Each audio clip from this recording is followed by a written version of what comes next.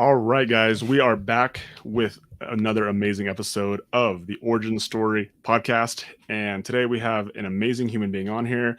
You'll see by the way he talks that he's somebody who commands a presence. He's someone who's direct and to the point, someone who's like just no bullshit kind of guy, someone who I really resonate with.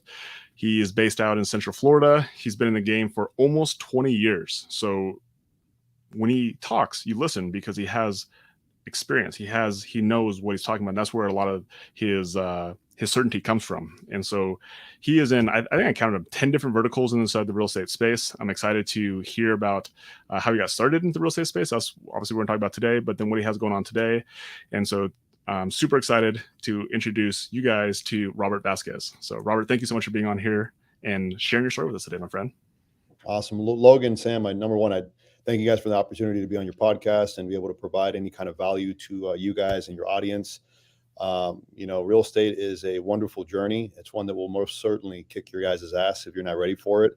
And sometimes even when you're not ready for it, some of these opportunities and these setbacks, in my opinion, is what creates, an experienced individual, so every time a deal doesn't go through or more especially for new guys, when they find a contract and they secure the contract and the deal doesn't go through, I always say, what, so what? I know you guys want the money, but the reality is those setbacks are what allow you to improve and, just adapt and overcome to the next one. What did you do wrong in that transaction, right? What could you have done better? Could you have secured a better contract? Did you secure the right kind of contract? Did you execute the contract correctly? Because throughout the whole journey of investing, I've made almost every single mistake possible. And that's how I've been able to learn so much, is by kind of kicking myself in the ass and going, man, I wish I would have, done something differently, or I wish I would have, paid for mentorship or got involved with the right circles, sooner in my real estate career. That's absolutely that's amazing to hear. And the whole point of the Origin Story podcast is that we believe, Logan and I firmly believe, that it is very difficult for newer investors, new entrepreneurs who are on this amazing journey to change their lives, right? Leave the W-2, create generational wealth, build a legacy. Entrepreneurship ain't easy. It ain't easy. And when they look up to these people, their role models, who they aspire to be like, and all they see is fame and success and money, and that's all they see, it's motivating, it inspires them, but it doesn't drive them to enough meaningful action to change their lives. And Logan and I firmly believe that people, in a very impactful way, relate to origin stories. They relate to the trials, the tribulations. They want to see not just the successes, but the failures first, because without those failures, you'll never have any of those successes. So the fact that you're already highlighting a lot of that stuff is absolutely what this podcast is all about. So Robert, again, it is a tremendous honor to be here with you today. As a young entrepreneur myself, everything that you've done is, I just look up to it. I'm like, oh my God, he's got it figured out. He's got the years of experience behind him. And to Logan's point, the command presence that you have when you speak, it just, there's an element of conviction there that really hits, and it really resonates with me. So we would love to hear your origin story wherever you feel that starts. Take us in, brother. Oh man, I don't know if we're gonna have enough time here, man. You guys might run out of film. The internet might run out, of space. The reality is, man, life is but an evolution, of human growth and experience, right? And I think that it doesn't matter how long you're in any kind of industry or trade. I think we all succumb to the idea that we're pretty good at what we do at times, and that's a dangerous double-edged sword because. I'll give you an example. I was just at Kent's boardroom mastermind, incredible organization. And he brought on someone that I was thinking to myself immediately, and I caught myself. I said, I already know everything there is to know about this. I've done this and I made a shit ton of money doing this. What do I need to hear this? And instantly I was humbled when I heard one strategy I never heard of before. I go, what am I thinking about? What am I doing? Stop this crap, and humble myself to constantly keep learning, and I learned some incredible new strategies and just a twist and a technique that I knew. So always stay learning. But back to my original question, my origin story, dude, it's a long journey. I was raised by a single mother. I'm a first generation American. I'm the first to I guess, finish school. so to say. And let me correct that. I ran away when I was 14 years old. I had a really strict mom who was trying to do the best she could for me, but I was a little stubborn and very headstrong, and I wanted to do things my way. I wanted to get a job when I was younger. I think my first job, I was 8 or 9 years old. My mom dropped me off at like 3 o'clock in the morning at a fruit market on the summer to kind of show me, what it is to be like a man and have money and work for money. And I used to work with my mom cleaning offices at night. And I remember like looking around at like optometry centers. I was throwing away the garbage, thinking to myself, like, man, one day I want an office. I don't want to be the guy throwing away the garbage. I want to have an office. And I remember looking around at all the glasses and thinking I had just gotten what I call BCGs. I was in the military. We call them BCGs. You know what that is? They call birth control glasses, because if you wear those, you ain't getting any. So I had the Medicaid provided birth control glasses, which were ridiculous. And I was working in an optometry center and going, man, I can't. I wish I could afford a pair of glasses. They look cool. And so that's something that really motivated me. Looking at stuff like that, I never looked at it as a disadvantage. Actually, looking back, I look at my upbringing as a fuel I needed to push me to want to do better. I never looked at it as a disadvantage. On the contrary, I look at anything that creates an obstacle in your life that allows you to overcome that as an advantage. There's a lot of people that, which I applaud. Parents that stay married together and they bring up good kids and they do things like that. It's something I think that a lot of people aspire to do, but there's a lot of triumph that comes from trouble.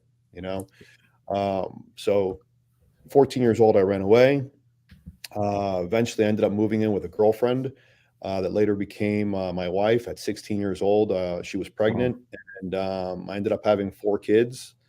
At 17 years old, I joined the military. By 19, I was in combat.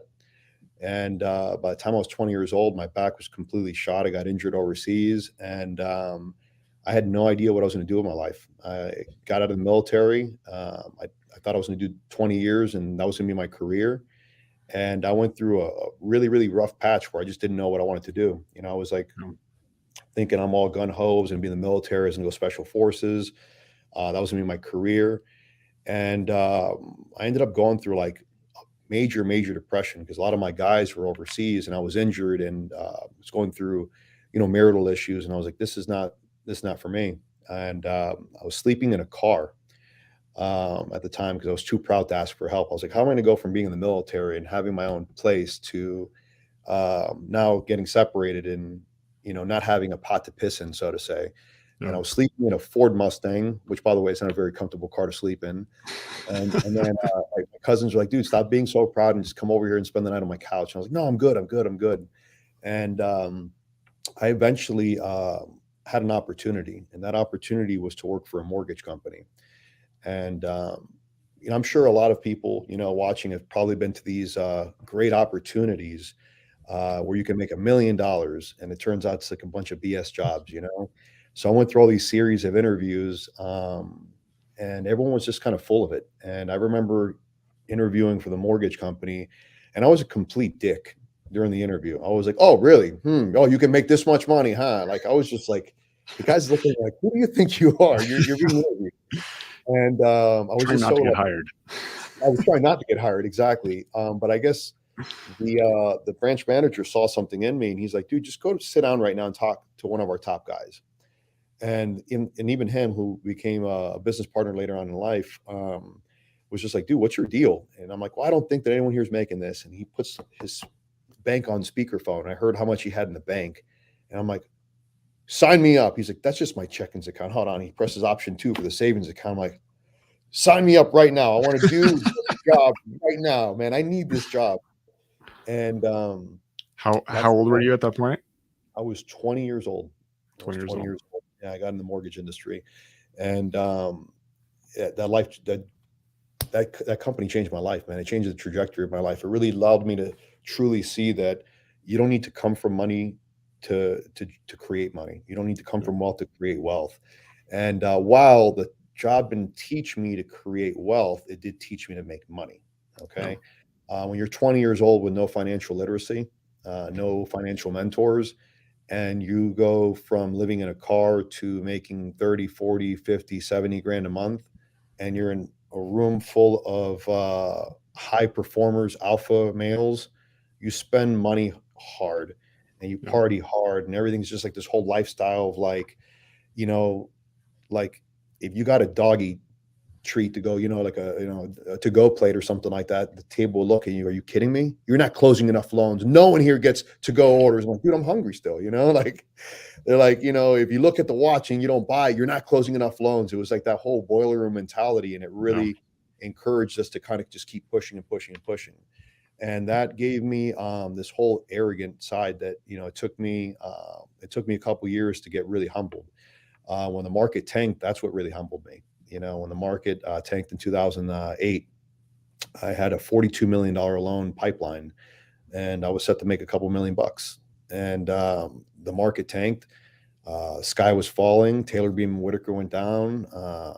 Bear Stearns, all these big financial institutions, mega firms, just fall apart, and the market tanked, and I just didn't know what to do. Everyone's like getting out of the business. Everyone I knew that was either running their own mortgage businesses or were working for major firms, they were like, "Dude, I'm a dry cleaner now. I'm working at a car sales place. I'm doing whatever I can to make money." One guy was like peddling like not newspapers, but like coupon books, and I'm thinking to myself, "There's no way that I'm going to do that." And not to say there's anything wrong with supporting your family or doing whatever you have to do to make money, but I just couldn't fathom that I was making the kind of money that I was making and the world had stopped. Yeah.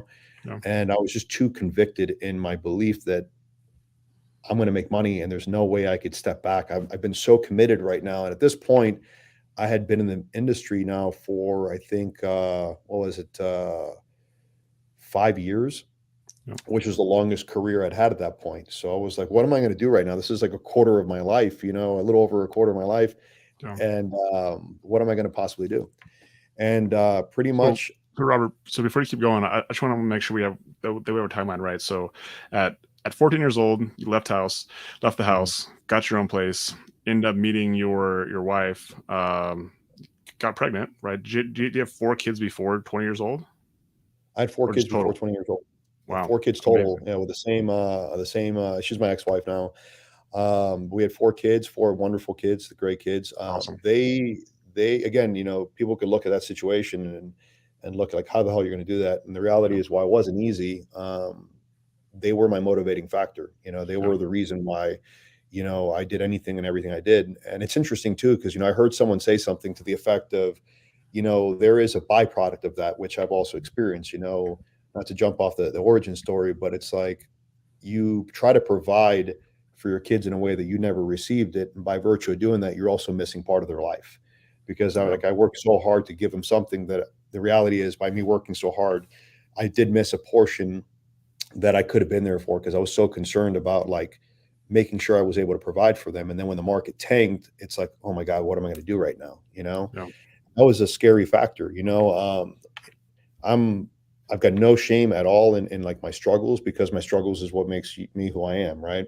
Yeah. So you go from making all this money, and then I bought my first house at 23, and I think by 25 I had lost it to foreclosure.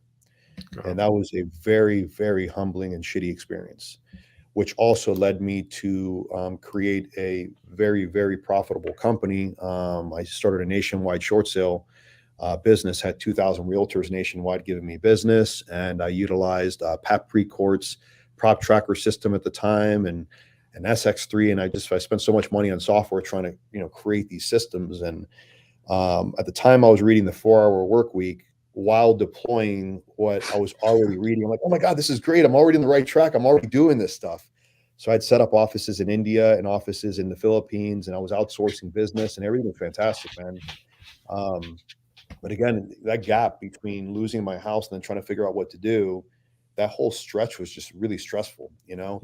trying to figure out what short sales were, before anyone knew what short sales were. And then I figured out that game, and then I started Yeah. teaching people on it. And that was interesting, because my ex-partner was the president of the board of realtors. And he's like, hey, can you come in and teach the realtors what these write-downs are? I go, yeah, sure. So I did a free class and had a guy stand up. He goes, you're a fraud. I go, excuse me? He goes, you expect us to believe that a bank's going to take less than what's owed to them? You're a fraud. 2 weeks later, the guy was Kissimmee's largest short sale expert. So That's awesome. whatever. Yeah, it's funny, man. The things that, So Robert, walk us through, for everybody who's listening who doesn't know what a short sale is, because those, I mean, you correct me if I'm wrong, but those don't happen nowadays very often. So tell us maybe what a short sale is. They don't happen very often anymore because people have a lot of equity in their homes. So essentially, a short sale, or selling short of what you owe, or back in the day they were called write downs, is essentially when you owe more than the current value of the home. Okay. So in order for you to sell a house when you're upside down, you'd either have to come to the table with the difference, right? Or you would have to go to the bank and ask them to allow the bank to write down a portion of their balance. Okay. So in essence, when, people had a $300,000 mortgage and their house was only worth $150,000 because the market tanked, and the market tanked significantly greater than that. Some people were 30-40% of their original balances in terms of their values. Yeah. Banks realized that they were taking major haircuts, and they needed to. So banks were number one, having to retool their entire organization, because if you figured, if a bank's primary goal, right, in terms of originations, were to sell as many mortgages as possible, let's say 99% of that office's, the sales staff was loan originators originating loans. Maybe 1% to half of 1% was a very small percentage that dealt with foreclosures. Okay. When the market tanked, it flipped the entire system upside down. And you had loan originators that couldn't write mortgages the same way I couldn't write mortgages. So what do? A lot of the staff got let go. And then a lot of the loan originators ended up having to become loss mitigation professionals. They had to learn a whole new process. So that process took years and years for the banks to retool their operations, to go from originating loans to trying to limit their losses. Okay. So that was a very, very lengthy process. I mean, some of my short sales took 2 to 3 years, if not longer, to negotiate, Wow. but my spreads were 6 figures, so that was a whole animal in itself, because now you're not making money for that entire period of time. So it took a while to build up that pipeline, that once things started kind of hitting, they hit hard.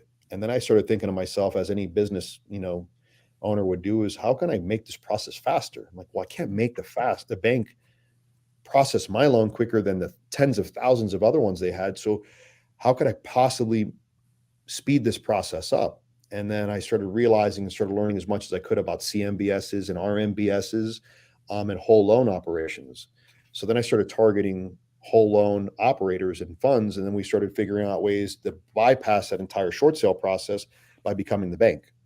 So we became the bank by buying the distressed debt. At the time, I didn't have the extra gunpowder to buy all the debt. So I was just locking up the debt. The same way you guys would do a shorts or a wholesale transaction, I figured out a way that I could lock up, let's say, 2,000 loans and then flip those 2,000 loans to a hedge fund. So I essentially wholesaled REO portfolios and non-performing note portfolios, which was really sexy because, you know how good it feels to do one transaction. Imagine doing 2,000 in one shot. You're like, fucking, I'm Superman. So those profits is really what allowed me to evolve my businesses. So I went from having my own mortgage office, losing it. Then I started another business that created a nationwide business. Then we created Countrywide Capital Group.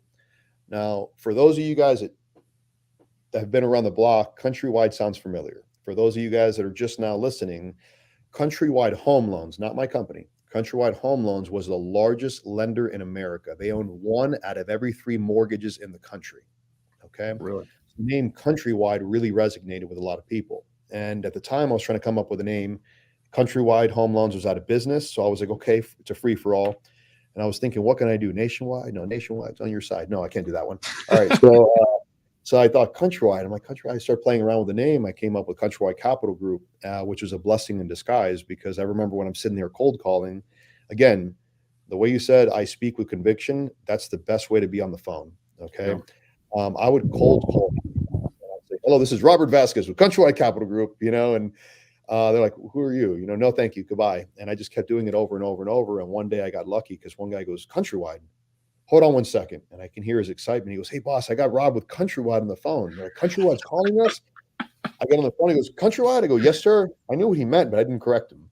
Yeah. And that's how I got my first break. And I got in, I got approved, I got vetted with one bank, and that allowed me to get vetted with another bank because once you're in one of the systems, it's a lot easier to get into the other systems.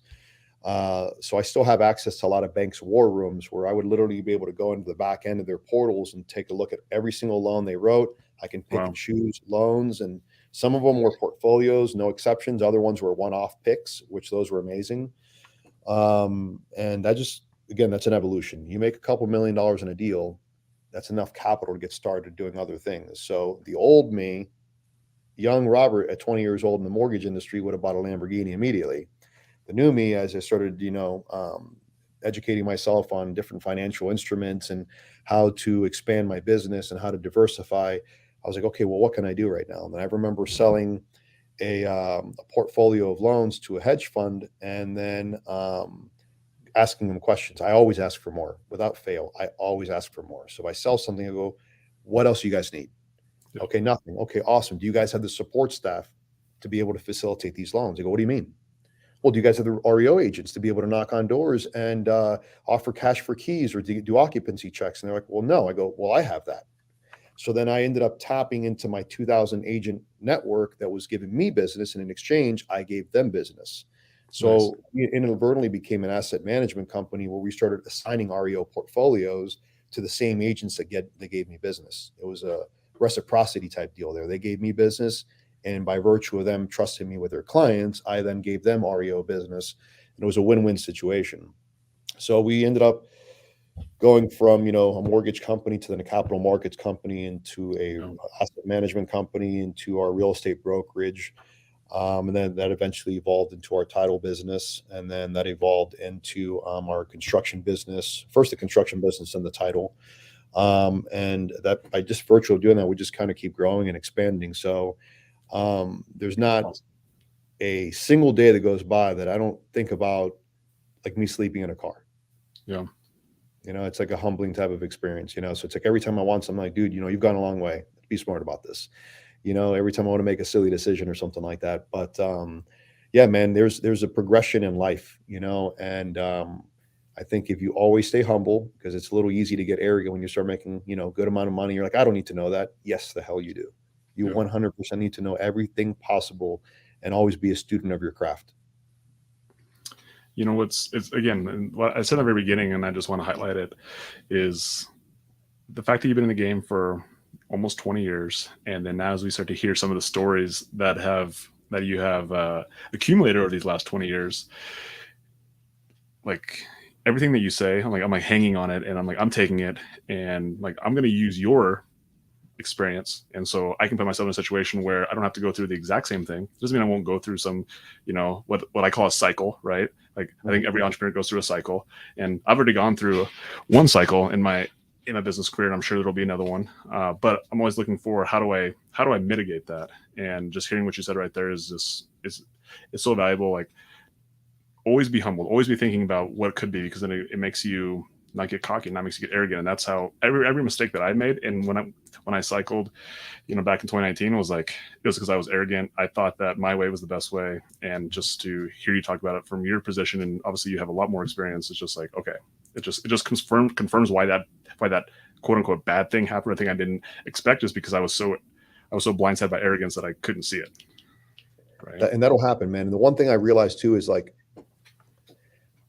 people are very, very complacent. Okay. And I say this a lot because, and I've been a victim of this, and I'm going to use this as an example. When you're hungry, you're going to figure out a way to eat, right? You're going to like do anything. Hey, I'll work late. I'll come in early. Not a problem. I'm going to show you that I need this, right? You start making money, you start getting lazy, you start getting complacent. And I even relate this to physical fitness. You figure that, how many wealthy people do you know? They're generally a little bit larger. They're fine dining. They're eating the best foods. They're drinking the best drinks. They're partying. There's cigar. Whatever your lifestyle is. But my point is, you're indulging a little bit more. Yeah. You get your eye off the prize. And when anytime there's stress, or there's times of there's shit happening on the horizon, people end up having this ostrich syndrome where they put their head in the ground. They just act like it's not happening, right? Where I've realized that as an investor, investors seek opportunity when there's disruption and change. So I've become really an individual that seeks disruption and change and seeks to find those opportunities when there's disruption and change. So like COVID, for example, has hit, right? First of all, no one could have predicted, I couldn't have predicted that auto prices would have gone through the roof. Now I wish I would have bought the Lamborghini or the Porsche I was looking at before, because I could have given it for free and turn around and sold it for a premium. I could have had a free car. Home prices, skyrocketed, material costs, everything's gone up.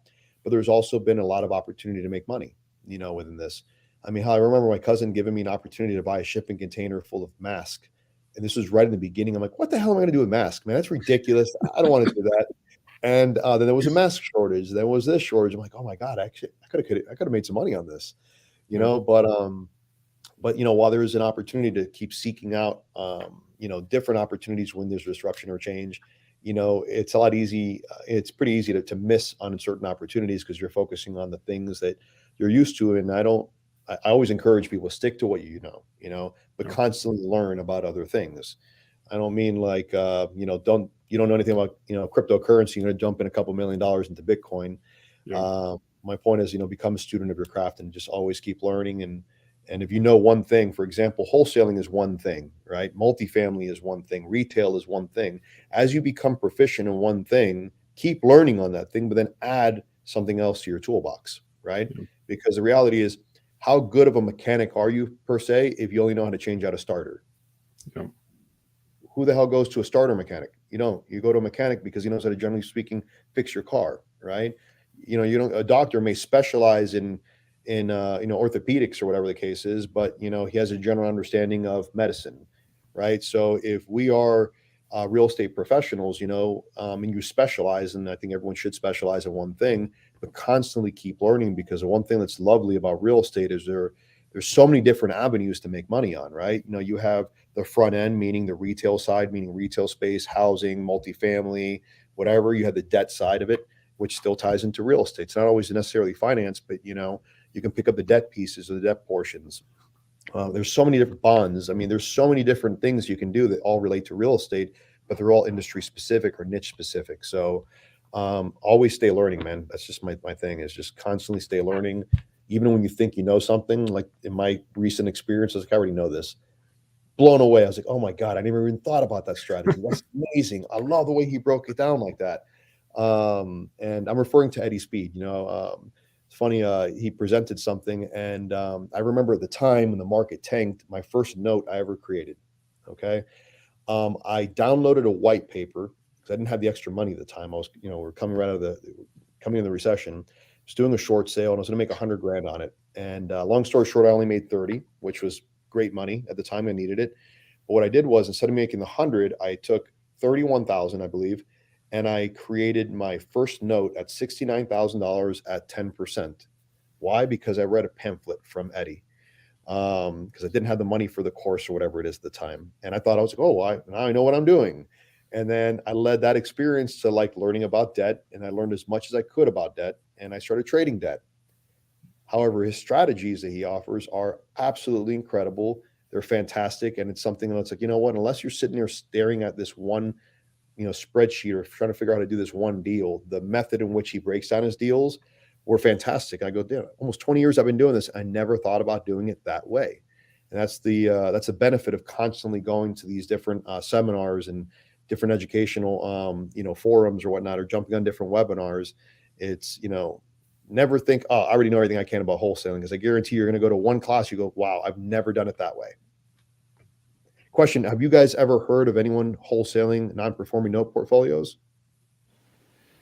I hang around with a lot of wholesalers, and I've heard about it, and it's almost like a myth. I've heard about it. I've heard it like whispered in hushed tones, but I've never met anyone who's actually like executing and doing them.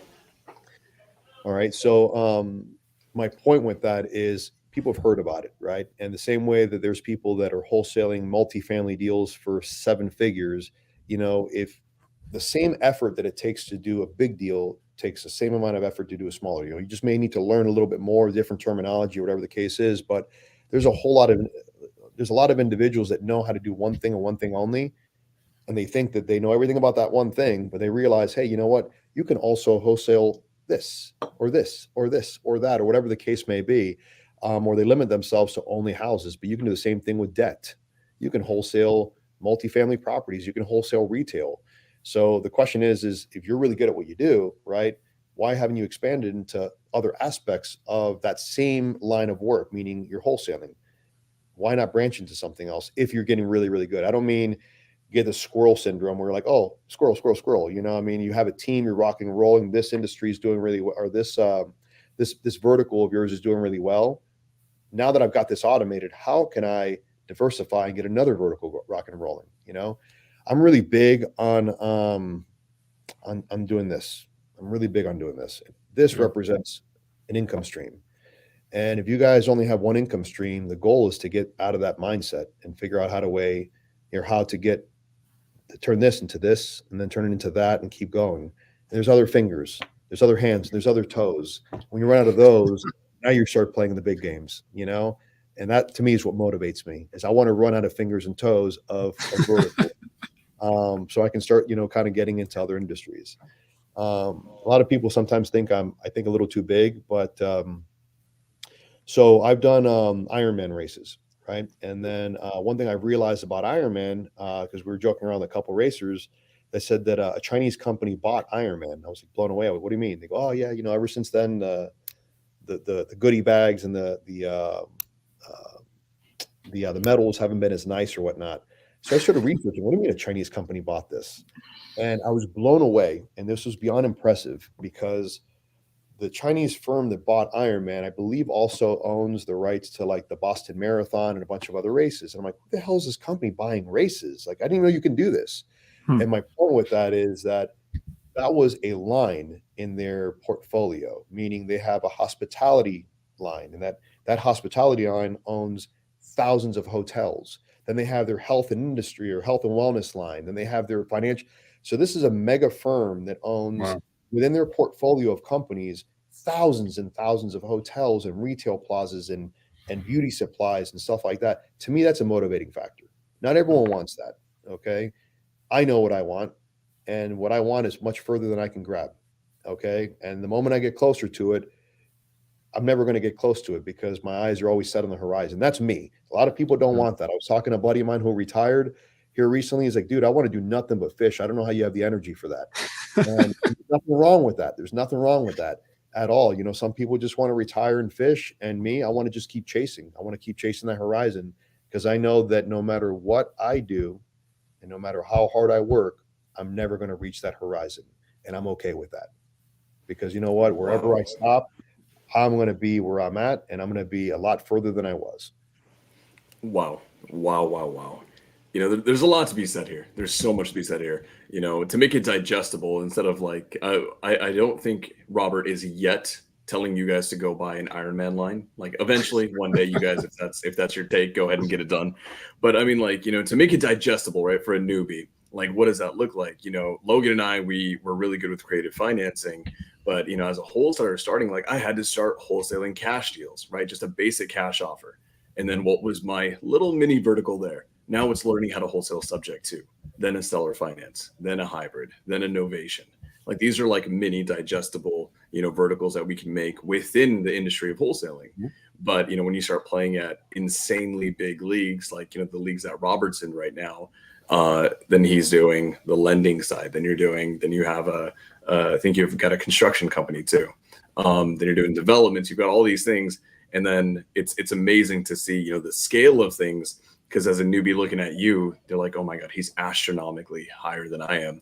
And then it's interesting to see where your mindset's at. Now you're looking at this Chinese firm that's like buying hotel chains and buying Ironman competitions and all. And I'm sure a lot of these things are interwoven, right? They do the Boston Marathon, they do an Ironman event. Now they're hosting them right next to their hotel so they can, you know, it's all an interwoven web of commerce. It's absolutely amazing. And the fact, I have to say this, is a lot of newbies, they get shiny object syndrome, right? Where they see you come on here and then you're talking a little bit about nodes, you're talking about this, you're talking about that, like, wow, that has to be my path. The reality is I firmly believe there's a tremendous power in being singularly focused in the beginning to whatever you're doing. And I think, and I've loved that you've talked about this because you talk about, building out verticals. But one thing that I've noticed in how you present it is that there's a time for it, and it's not 100. right off the bat. It's Mhm. when they're automated. So can you, I would love to hear your take on, like, for, let's just say, a newbie starting out, right? And they're starting out with, let's just say, cash wholesale, very, easy, low barrier to entry. At what point do you think they should start having the mind of, okay, maybe it's time to start doing something else and adding another vertical? I think that the best way I can explain that is, I was explaining to my mother here recently something, and she's like, "You're crazy." I picked up flying now. All right. And my mom's panicking about me flying in airplanes right now. And I said something, and she's like, "Are you crazy? You're already doing too much." And my response to her said, "Mom, I can't get what I want tomorrow if I don't start today." And that's the simple answer. So the reality is, you have to engineer your life, you have to design your life. And even if you don't know exactly how you're going to get to point Z, if you're at point A, you know that that comes with a plan. So the reality is, you don't get to where you're going by accident. Now, you may not know how to get there, but you know where you want to be. Yeah. And obviously, the easiest path between 2 points, or the shortest path between 2 points, is a straight line. In life, there is no straight line. You can try to get a straight line by paying for mentorship, because that's the easiest way you're going to compress time. That's one Yeah. thing I didn't do. I would be infinitely further in my real estate career if I would have paid for mentorship, and I didn't. I didn't because I was too scarcity minded. Every time I was like, that next $100,000 check, I'm going to do it. I got to pay some bills, and I got to go on that trip, and I got to do something. There was always some bullshit. There was always the bullshit that I explained to myself after I got the reward that I said I was going to do, with it. So my point with that is that if you don't have the wherewithal to compress time and pay for mentorship, you still need a plan. Now, that plan can evolve because life and shit happens, right? So, to answer your question, wholesaling is an entry point to real estate. Not everyone enters real estate or investing through wholesaling. Other people do it through different avenues. And there's more than one way to get to a parking lot. There's more than one way to get to a restaurant, so to say. There's more than one way to skin a cat. But if you're entering into real estate and you know that you have visions of doing something bigger and greater, that's amazing, right? The question is how can you get there, right? So the reality is, you got to pay bills between now and there. So if you become really good at what you do, and the same way you're saying, miniature little digestive verticals, saying, okay, now I've learned this, now I've learned that. There's multiple ways to get a deal done and accomplished, right? But as you're doing these things, right, what's the best way to grow any business is to scale, right? To replace yourself from that business. So if you're able to do that and do that well enough that you can teach someone else, and then teach someone else, and then start evolving that business, what you learn in that process is you can replicate in other industries, right? Easy. You hire yourself, you have yourself, then you have maybe an assistant, then another assistant, then you have a transaction coordinator, then you have this. The same thing can apply to the real estate brokerage business, or the mortgage brokerage business, or the hard money lending, business, or the title business. You don't do everything by yourself, right?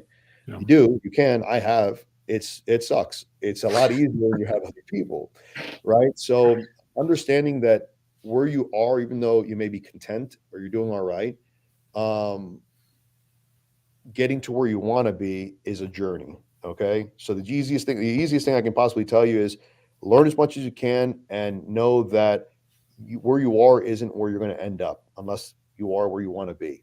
Right. And ultimately speaking, I'd say just continue to keep learning, man, and just keep kind of plugging away. Because again, you're right. A lot of people get stuck with that shiny syndrome object, or whatever. And what sucks too is that some people will go to a conference and they'll come back on, okay, great, now we're going to shift strategy. We're going to do X, Y, and Z.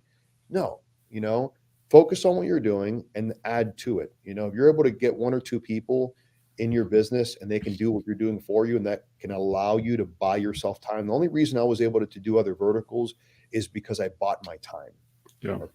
Once I understand the power of people leverage, my whole life has changed. Okay. And I'll tell you right now, if you can't afford it, if you're watching this, you can't afford it, go to Upwork, go to onlinesjobs.ph. Yeah. At one point I was hiring people, and for those of you guys watching this, no, I do not feel bad. All right. I was hiring people for as little as 22 cents an hour. Okay. Now, Wow. why don't I feel bad? Why don't I feel bad about this? Simply put, when you look at the difference of exchange rates, right? Yeah. If you look at what my 22 cents buys me, or what the exchange rate is in India or Bangladesh, whatever, the Philippines, or wherever, any other country, look at what the average rate is. Look, for example, how much a doctor makes in the Philippines, right? What is it? It equates to, I think now it's like $5 an hour. Most people are paying their VAs $5 an hour. Yeah. So you can find labor around the world that could do $1, $2, $3 an hour jobs, that prevent you from doing that. You can buy back your time. So look at what you're doing, analyze whatever it is you're doing, and going, what can I outsource, right, to buy back time? And that's also a dangerous thing, because you can get to the point where you can outsource everything. You're doing this. What do I do? What do I do? What do I Yeah. do? Right. And that is the fine line. That's where you can get, that's where you can lose complete control of your business, or that's when you can take that opportunity to self-educate. It's an opportunity where you can grow, or maybe add a component that can help your business. Because you think about it, the majority, I own businesses outside of real estate as well. The majority of my businesses all feed each other. So if you think about this, in your wholesale business, who's involved in your transactions? Let's see. We've got callers, lead managers, closers, TC, dispo, me if I have to step in. But I mean, like, pretty much, like, it Sellers, gets. buyers, title companies, maybe Oh, finance absolutely. companies, maybe contractors, whatever the case is. So if the way I looked at it is, originally my first vertical outside of mortgages was real estate. Okay. Then that evolved to the capital markets company. And the reason at the time was, I was doing FHA loans, right? And every time I did an FHA loan, I realized one year I gave away like 60 something $1,000 in commissions to other agents. And I looked at my ex-wife and I go, why am I giving that away? You get the license. Even if I do it, you get the license, and I'll do the mortgages and you do the real estate, and we get the money together, because I couldn't be the real estate agent and the mortgage professional, right? Got it. That's a great way to add income that I would otherwise have lost, right? So now what did I do? I didn't create a new business. I bolted on to my business. Yeah. All right. Almost like Transformers or whatever game you guys want to play, Power Rangers, man. Got this guy, together it's worth more than individually, right? So if I got one component right here, now I got real estate, and I just added another component. Because why is it important in real estate, in wholesaling, as an example? Well, if you sign the right kind of contracts, it allows you to market the property, right? So before you can close on it, different way of thinking, why not put the property in the MLS if you have the right language in your contracts that gives you the right to list and market the property for sale? All right. You can put that sucker on the MLS, and now you're wholetailing a property before even taking it down. Different strategy, right? So now you're able to get a retail price without having to deal with the investor that wants the lowest possible price. What's a bolt-on business from there? You have to close that transaction somewhere.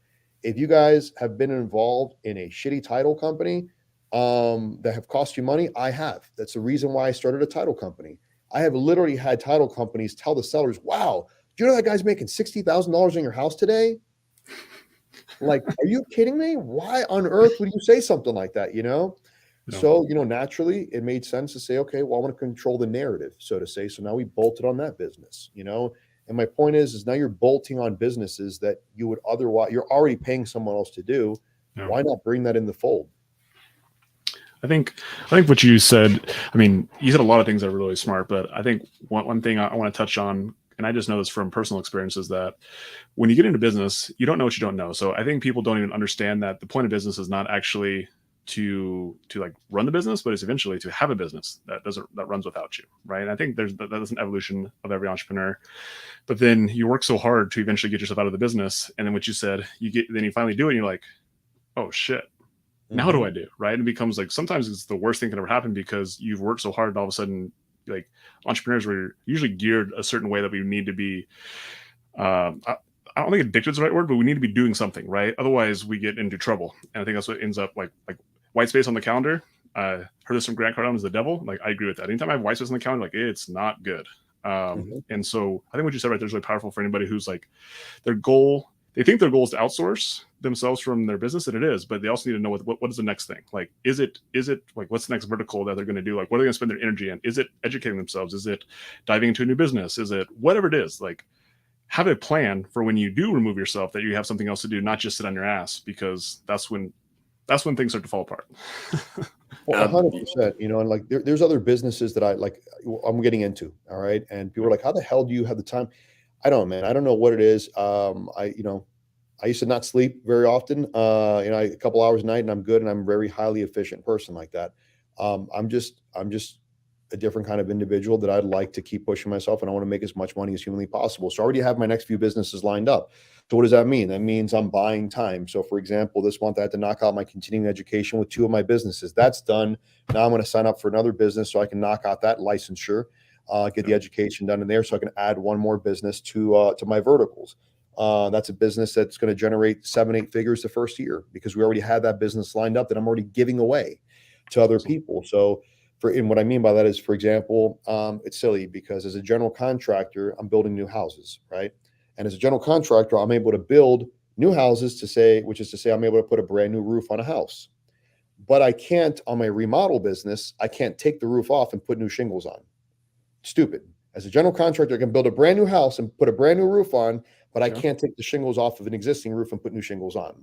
So again, it makes no sense, but the state of Florida makes tens of millions of dollars on fees for roofing. So now we're going to bolt on a roofing business, and through joint ventures and other agreements that we have with other parties, we've got 40 to 50 roofs already lined up, ready to pull the trigger on as soon as we get that license. So bam, I'm going to bolt on an 8-figure business. I guess, looking back, man, it's funny because, as I'm talking, I'm saying certain things and I'm like, I couldn't fathom thinking this or speaking like this before, it does happen and it only gets bigger and better because I'll tell you right now, whoever's watching this, if they think I'm anything, fuck that. All right.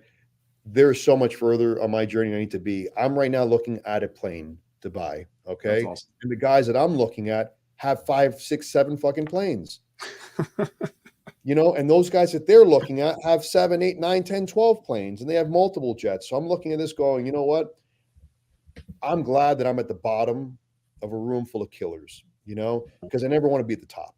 And I get uncomfortable when I'm at the top because that means I'm in the wrong room, and everyone right now watching should always strive to be in the room where they're the smallest person in that room. And I never want to think of myself as knowing too much because every time I do, I get humbled. Like the story of Eddie Speed. I love Eddie Speed, and I got the opportunity to meet him in person. And 12 years ago, that guy and his little pamphlet changed the trajectory of my life that made me millions of dollars because I read a stupid pamphlet. Not to say stupid, because it was very valuable to me. My point is I read something, I took action on it. And there's a lot of people that pay for education and do shit with it. Okay. And there's somebody else that will read 3 or 4 pages out of that same book and go, I got it, because they're dedicated, because they're motivated and they take action. I tell my team next door, I go, you know what? I go to these boardroom meetings and I see people that have a full-time job and in their spare time, they've done 50, 60 transactions this year. So why, if you're been doing this for 3 months, haven't done a fraction of those deals and you have every single tool possible? Well, let's take a look at your metrics.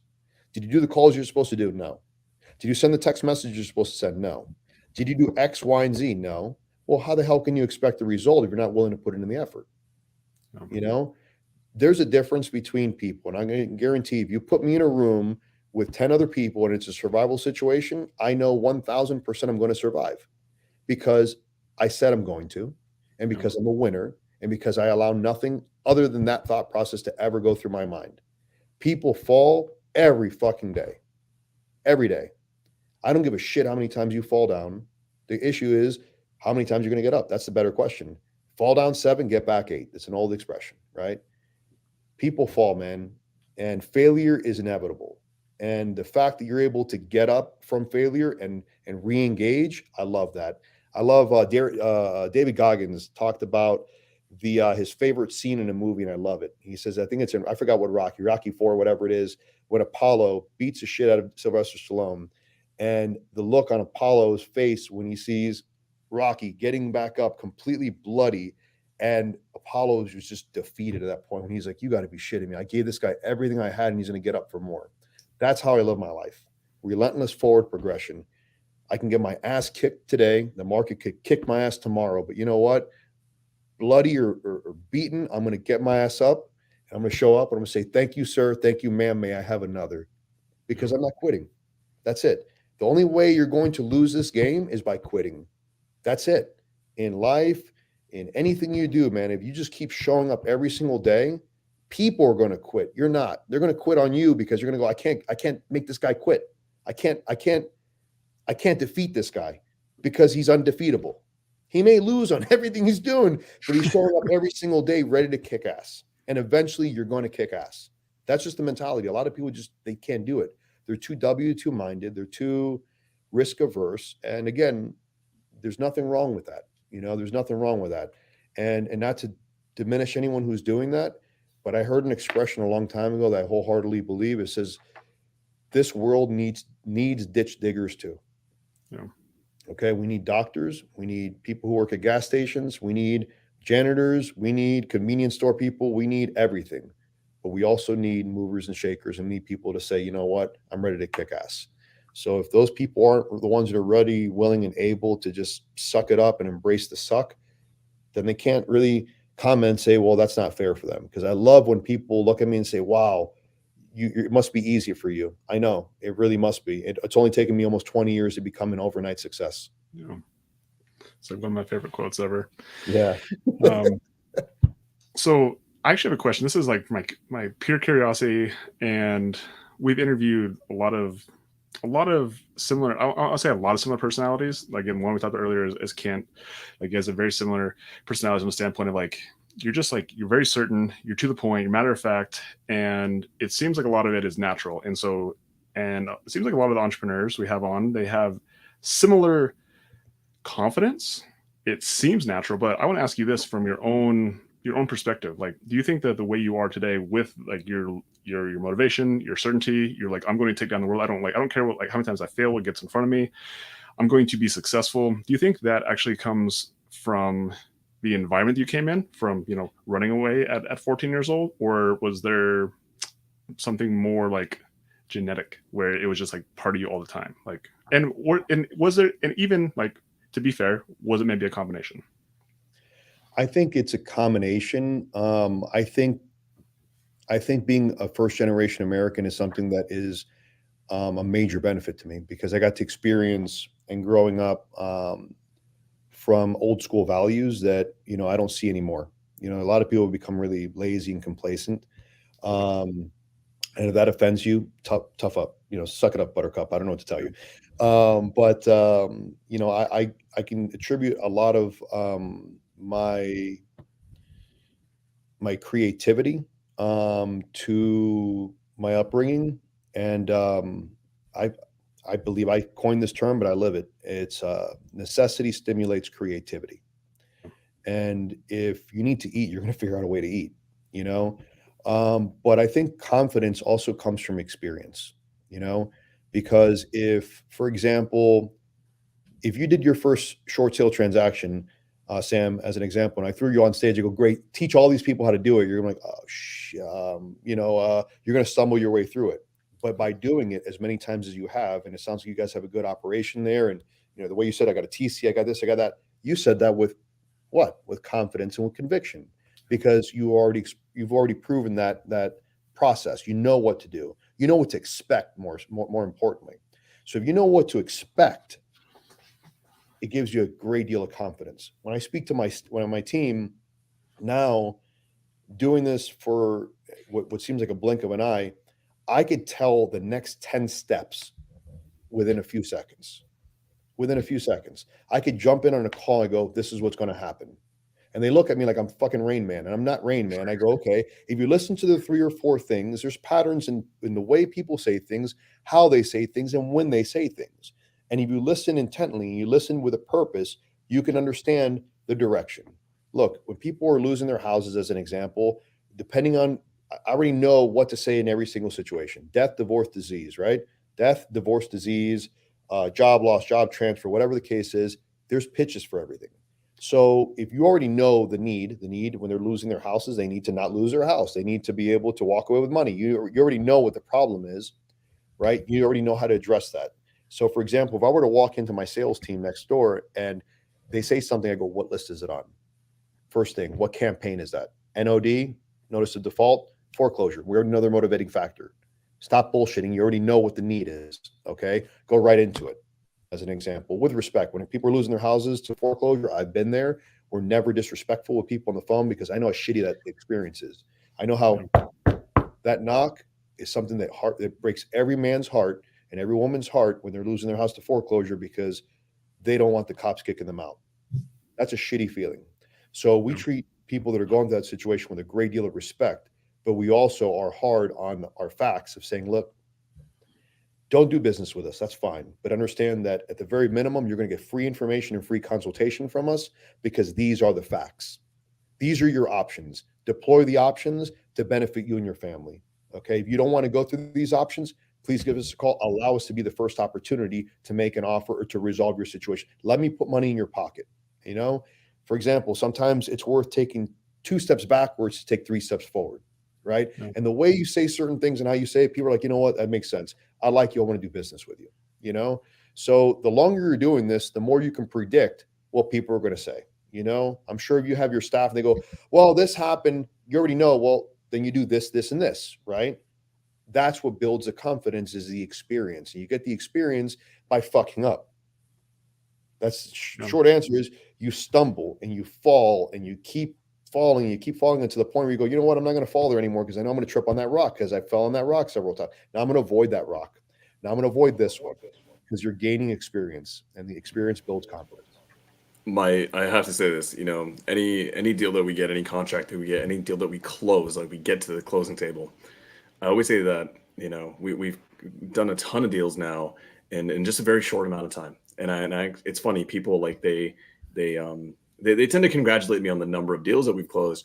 And then I don't view the success isn't in that. The success is in the 50 deals that we lost because we made rookie mistakes or something happened out of nowhere, like some random lien or someone died or, there's a probate and there has to be like a cousin who hates someone. All of those learning experiences that blow up deals, that blow up experiences in the beginning, they end up being exactly to your point. Now, when we have a probate coming, we know that it's going to be a probate. We know there's going to be an inheritance. Like we know right off the bat, okay, let's get all the brothers and sisters on board. We already know there's going to be, someone's going to be an executor. Like, let's get everything in line right off the front. And that only comes from experience.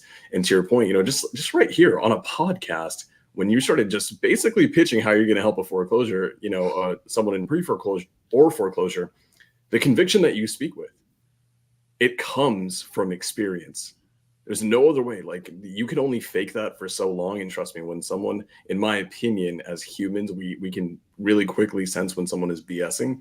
But 100%. So, the conviction that you've brought, not just in that little pitch, but everything that you've said about building out verticals, about having the trials and tribulations, things that you need to bounce back from, whether it was Rocky getting knocked on his ass and then still getting back up, or whether it's us losing a deal and then figuring out how to get through the next 10 deals, it all goes hand in hand. Absolutely. And one thing I want to say as we're wrapping up, I have to hit on this.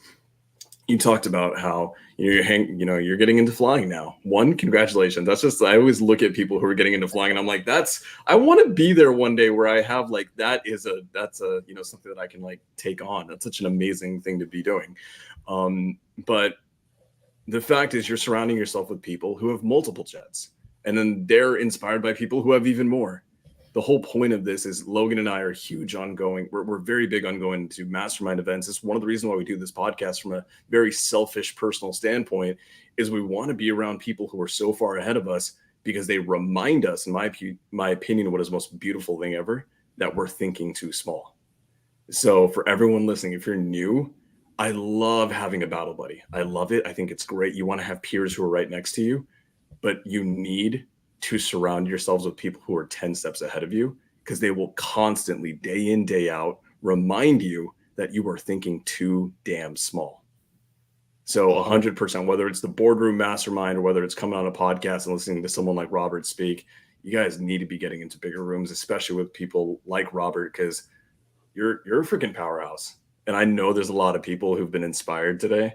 I'm telling you right now, I'm going to send you a lot of screenshots later from all the people who reach out because I already know what's coming. Well, I definitely appreciate that. I mean, dude, like I said, I am on a journey, much like everyone who's watching this is on a journey. I am nowhere near where I want to be. And but every once in a while, I've read certain books where it's like, stop, pause, and reflect upon your journey. And like, I can't believe I'm flying right now. This is a goal of mine that I just said, you know what, fuck it. I've got all this shit going on right now. This is a goal. I'm going to do it. Ask me why. I want to fly to the Bahamas. I want to have lunch whenever the fuck I want to go to the Bahamas and have some lunch. That's my goal right now. Okay. That's it. I'm doing this because I want to fly to certain places. I want to check on my projects. It's going to allow me to, to do something else. And the bottom line with this is I'm nowhere near where I want to be, and that's fine because I understand that this is a lifelong journey. And I love, love, love everything you guys have said. Hanging out in the right rooms, hanging out with guys like Ken Clothier, amazing individual, boardroom mastermind. There's a bunch of other organizations, man, but getting into the right rooms, really humbles you. And I just got back from our Q3 meeting in Chicago, and I'll tell you right now, man, if you want to go there for a pat in the back, that's not where you want to go. You want to go there to hear no bullshit response and how to execute and how to improve your business over 90 days. You got to get in the right rooms, and it's amazing when you're able to surround yourself around, much to your point, with the right killers, man. And there's guys that are doing, there's guys that are worth $700-800 million in these rooms that have multiple jets. And I'm looking at this going, number one, they're cool as shit. You talk to them, you hang out with them, you have a drink or whatever the case is. These are really cool individuals. There's no difference between them, you, and myself. The difference is that they just either had the right opportunity, they met the right people, they put in the right amount of work. I never discredit anyone and say, well, you only have this because. Who the hell am I to say that? I don't know what kind of work that person has done. I don't know how much shit they had to do. I don't know how many meetings they had to do. I don't know how many doors they got slammed in their face. The fact that they are where they are inspires me to say, you know what? That's a new marker. I'm thinking too small. I'm looking at a little plane. Fuck that. I want to get a couple jets. Fast as air. That's happening next, baby. Like that's going to be my thing, and it's going to be the next thing and the next thing and the next thing. So, don't set your goals too low because it sucks to achieve them. I hate to say it like that. It sucks to achieve your goals. That means you're thinking too small. Now, don't get me wrong. There's milestones. I'd set milestones, but not goals that are low. I'd set goals that are so fucking far out of your reach. It's so scary. And if it's not scaring you, you're not thinking big enough. But set milestones so you can measure your performance, your little KPIs. What did I do to get from here to there? Okay, cool. Next. So the next question I'm going to leave everyone with right now, you guys included, is what's next? What's next? Just leave it like that, and if you're just starting off, start off. That is your what's next. But understand that beyond that question, there's another what's next. And beyond every mountaintop that you guys are climbing, that's just the beginning of the next mountain. So just keep climbing, keep rock and rolling, keep moving forward, keep crushing it, and accept no defeat. You're going to fall. Just keep standing up and just saying, give me another one.